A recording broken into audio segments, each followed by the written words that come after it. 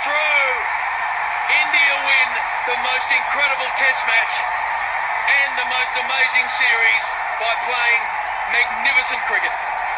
Yeah, congratulations to Team India. Outstanding performance. They deserve this. They deserve everyone to be out in the middle of the Gabba right now and just take in.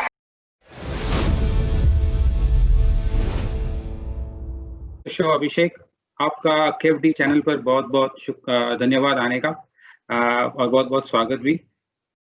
आपको फिर से एक बार मेरा नमस्कार और हमारे साथियों को भी मेरा फिर से एक बार नमस्कार और बहुत बहुत धन्यवाद आपका फिर से मुझे बुलाने के लिए। हम सीधा चलते हैं क्या हुआ गैबा में चौथे टेस्ट में। कभी आपने सोचा था कि टीम इंडिया जीत जाएगी ऑस्ट्रेलिया की जमीन पर, वो भी गैबा में, जो 32 साल में कोई देश कर नहीं पाया, वो टीम इंडिया ने कर दिखाया। केविन, अगर आपको याद होगा हमारे लास्ट वीडियो में शायद मैंने ये चीज बोली थी आपको कि जो मैं अभी बोलने जा रहा हूँ लोग शायद उस पर हंसेंगे कि टीम इंडिया जीतेगी, और मैंने आपको बोला था कि जो 33 साल में नहीं हुआ वो इस बार होकर रहेगा। और मैंने आपको ये भी बोला था कि अगर ऑस्ट्रेलिया 350 से कम टारगेट देगी तो वो आग के साथ खेल रही होगी, और वो उन्होंने हाथ अपने जला लिए। तो मुझे पूरा यकीन था कि इंडिया जीतेगा और उन्होंने ये करके दिखा दिया। हाँ, मुझे बराबर से याद है आपने जो बताया था, और आपने उसके पहले वाले मैच में बताया था जब हम सब ने उम्मीदें छोड़ दी कि इंडिया हार जाएगी। आपने कहा था कि मैच ड्रॉ हो जाएगा। तो आपके पास कुछ अद्भुत शक्ति है जिससे आप पता कर लेते हो कि कौन जीतेगा कौन हारेगा। नहीं, अद्भुत शक्ति का तो ऐसा है कि वो सबके पास है, अगर आपको इस्तेमाल करनी आती हो। तो ये तो मजाक है, लेकिन एक्चुअल में क्या है कि मैंने क्यों प्रेडिक्शन किया वो वाला, क्योंकि एक मैच जब टीम खेल रही होती है आपको काफी चीजें देखनी पड़ती है। कि देखिए, कोई भी टीम के प्लेइंग 11 है, वो सारे के सारे खिलाड़ी खास होते हैं जो प्लेइंग 11 में खेलने आते हैं, तो सब में कुछ ना कुछ खासियत है। तो डिफरेंस कहाँ पे पड़ता है? जहाँ पे आपकी मेंटल स्टेबिलिटी है, कि आपकी मानसिक शक्ति कैसी है उस टाइम। तो हमारे जो लड़के हैं, जैसे मैंने पहले भी बोला है कि राहुल द्रविड़ ने उनको मेंटली स्ट्रॉन्ग किया हुआ, जितने भी नए लड़के आए हुए हैं। ये पहले अंडर 16 खेलते थे, अंडर 19 खेलते थे, फिर टीम इंडिया ए टीम में आके खेले।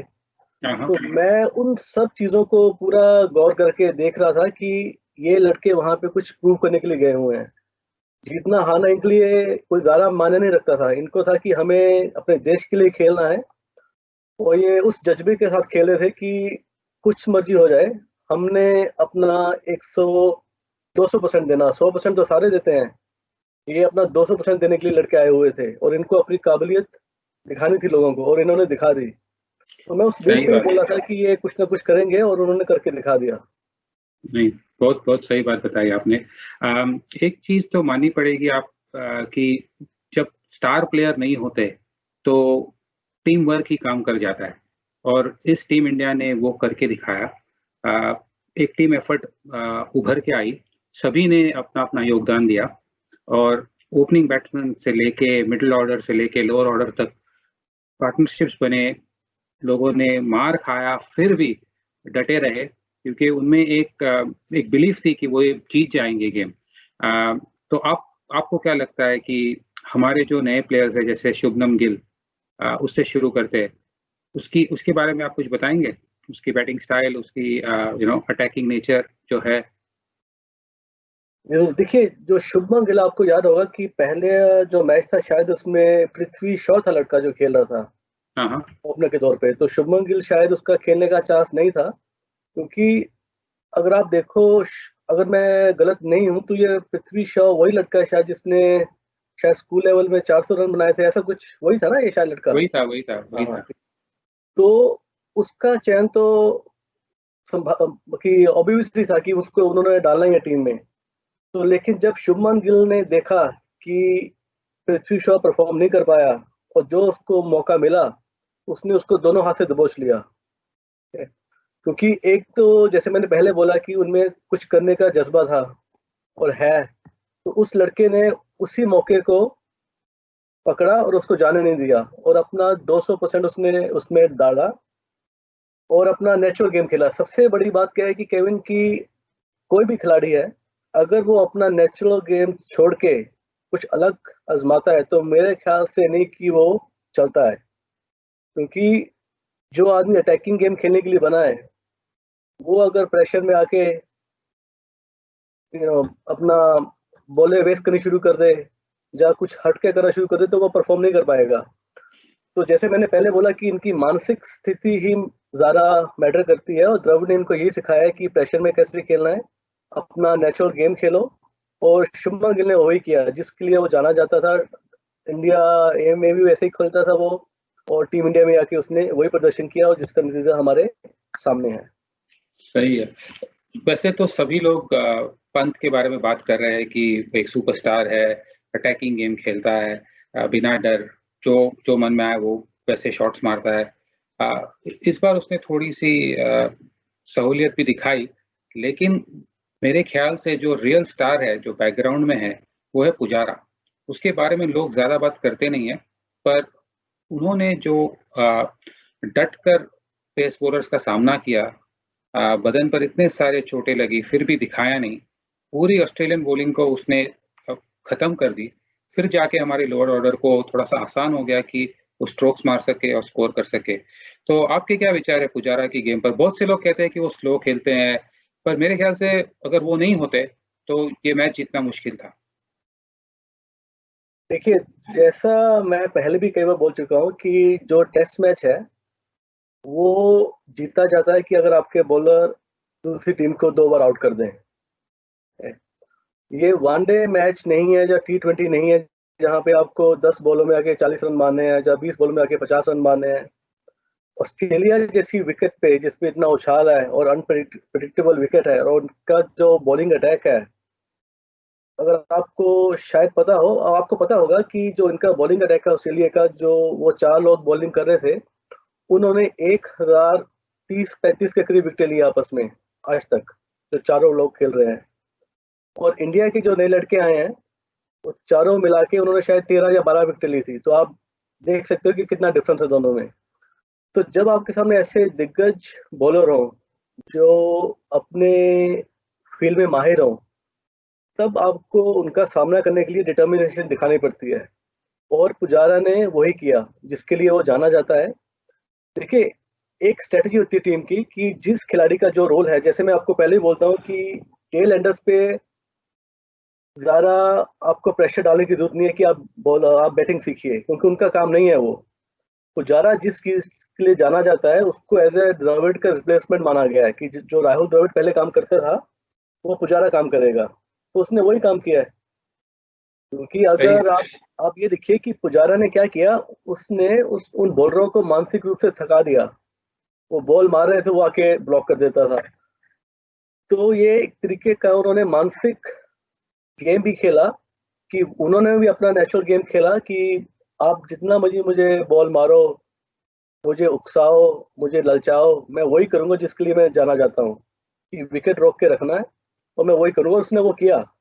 लोग बोलते हैं कि उन्होंने 200 बॉल में 50 रन बनाए, लेकिन आप रन मत देखो कि 200 में 50 रन बनाए, आप ये देखो कि उसने 200 बॉल खेली, और उस 200 बॉल खेलने से जो दूसरी टीम है उसके दिमाग में क्या गुजरा होगा कि अब क्या किया जाए। वो मानसिक रूप से थक गए, और जो उसका साथ दे रहा था, मान लो ऋषभ पंत था जो कि, और उन्होंने अपना आके नेचुरल गेम खेला। तो ये एक सोची समझी मेरे हिसाब से रणनीति थी टीम इंडिया की, जो काम आ गई, और उसका रिजल्ट हमारे सामने है। तो मेरे हिसाब से पुजारा को पूरा पूरा श्रेय देना चाहिए।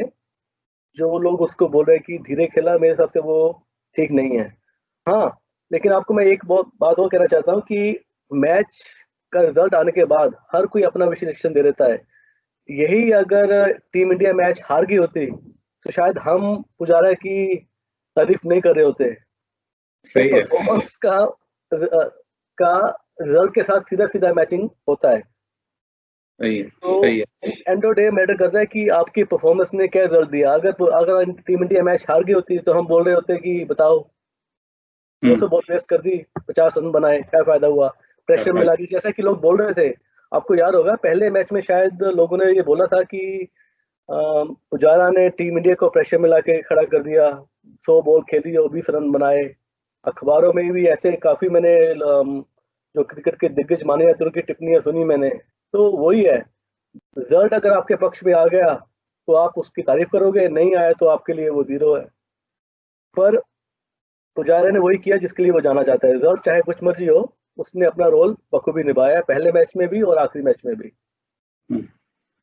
सही सही एनालिसिस आपने किया पुजारा की बैटिंग पर। अब चलते हैं शार्दुल ठाकुर और वॉशिंगटन सुंदर की पार्टनरशिप पर फर्स्ट इनिंग्स में, जहां पर वो दोनों डट के रहे। दोनों ने 50 रन बनाए और एक अच्छी पार्टनरशिप बनाई 121 रन की, जो टीम इंडिया को ऑस्ट्रेलिया के स्कोर के पास ले गए। कुछ 33 रन की डेफिसिट थी, लेकिन बहुत ही करीब ले गए। तो अगर वो ये इनिंग्स नहीं खेलते तो शायद टीम इंडिया ये मैच हार भी जाती। तो देखने में आया है कि ये यंगस्टर जब मुश्किल हो रही थी टीम को, ये उभर के आए, एक चुनौती एक्सेप्ट की और डट के खेले और अपना अपना रोल खूब अच्छी तरह से निभाया। तो पूरा श्रेय उनको भी जाता है। और वैसे टीम इंडिया को एक एक बेंच स्ट्रेंथ के हिसाब से एक सेकंड टीम मिल रही है जो काफी अच्छी टीम बन सकती है। और जब इंडिया के की प्लेयर्स इंजर हो जाए तो ये लोग को बुलाया जा सकता है और लाइक फॉर लाइक रिप्लेसमेंट हमको मिल सकती है। तो आपके क्या विचार है इस पर? देखिए, बिल्कुल आपने बिल्कुल सही कहा कि जो हमारी बेंच स्ट्रेंथ है वो बहुत ही सॉलिड है और एक तरह से इन्होंने साबित कर दिया। अभी हमारे मेन खिलाड़ी टीम में नहीं थे और जैसा कि शायद मैंने लास्ट वीडियो में बोला था, पहले भी बोल चुका हूँ कि ये जो हमारे बॉलर भी थे उनको तो उम्मीद ही नहीं थी कि हम शायद प्लेइंग 11 में खेलेंगे। दो तो शायद बेचारे अपने नेट बॉलर थे जो मेन बॉलर्स को प्रैक्टिस करवाने के लिए गए हुए थे वहां पे। तो अगेन वही बात आया था कि इनको जिस चीज के लिए तैयार किया राहुल द्रविड़ ने मेंटली, इन्होंने उस चीज का प्रदर्शन किया। और मैं ये कहना चाहता हूँ कि मैं वॉशिंगटन सुंदर और शार्दुल ठाकुर से कोई क्रेडिट दूर नहीं लेके जाना चाहता हूँ, लेकिन ये टीम इंडिया का ही पूरी एज ए टीम का एफर्ट है। शार्दुल ठाकुर और उन्होंने उस स्थिति में से उनको बाहर निकाला और अगले मैच में मोहम्मद सिराज ने इनिंग में 5 विकेट लेके उनको 400 से नीचे रोक दिया ओवरऑल। अगर आपको याद होगा, मैंने बोला था कि अगर इनको 350 से ऊपर टारगेट मिलेगा तो मुश्किल होगा, कम होगा तो इंडिया के जीतने के चांस हैं। तो ये कलेक्टिव एफर्ट था। नो डाउट कि शार्दुल ठाकुर ने बहुत अच्छा खेला, वॉशिंगटन सुंदर ने बहुत अच्छा डिस्प्ले किया अपनी बैटिंग का और बॉलिंग का भी।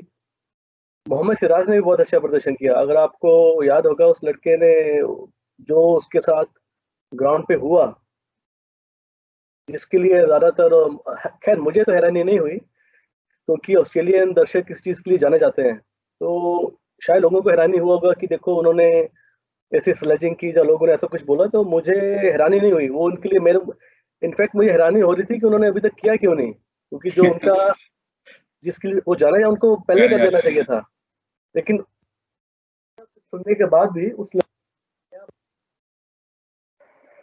तो ये कलेक्टिव एफर्ट है। शार्दुल ठाकुर, ऋषभ पंत, जहां जहां जिस चीज की बाहर आके अपना योगदान दिया। चाहे अजिंक्य रहाणे हो सेकंड मैच में, अगर शायद अजिंक्य रहाणे सेकंड मैच में सेंचुरी नहीं बनाता तो वो इंडिया मैच हार जाती, तो मोराल शायद कुछ और होता टीम का। तो इस सीरीज में हर खिलाड़ी ने अपना 100% दिया और एज ए टीम खेले और उसी का नतीजा है कि ऑस्ट्रेलिया का जो घमंड था वो उसी के घर में चूर चूर तो मैं नहीं बोलूंगा, पूरा पाउडर ही हो गया। तो सही है आपके एनालिसिस एकदम सही है। अब चलते हैं आगे। जो सीरीज आने वाली है इंडिया इंग्लैंड की, जो 5 तारीख को शुरू होने वाली है फरवरी महीने में। टीम इंडिया निकल चुकी है ऑस्ट्रेलिया से। वो एमिरेट्स फ्लाइट लेके दुबई की ओर चल रहे हैं अभी, और वहां से वो 1 हफ्ते की छुट्टी लेंगे और फिर वापस 28-29 को फिर से ग्राउंड पर आकर ट्रेनिंग करना शुरू कर देंगे। 18 मेंबर की स्क्वाड तय हो चुकी है ये सीरीज के लिए। विराट कोहली फिर से वापस टीम में, बुमराह भी वापस और ईशांत शर्मा भी वापस टीम में होंगे। तो ऐसे में आपको क्या लगता है कि ये सीरीज कैसे आगे जाएगी? क्या टीम इंडिया 2 मैच कम से कम जीत पाएंगी और क्या वो वर्ल्ड टेस्ट चैंपियनशिप्स के लिए क्वालिफाई हो पाएंगे? होम सीरीज है, ध्यान में रखिए ये होम सीरीज है। तो और पर इंग्लैंड भी अच्छी खेल रही है, श्रीलंका में 1 टेस्ट मैच जीत चुकी है। तो आपका क्या विचार है इस मामले में कि क्या टीम इंडिया वही प्रदर्शन कर पाएगी जो ऑस्ट्रेलिया में उन्होंने दिखाया? जी बिल्कुल, मेरे हिसाब से तो वो प्रदर्शन होना चाहिए, लेकिन क्रिकेट है।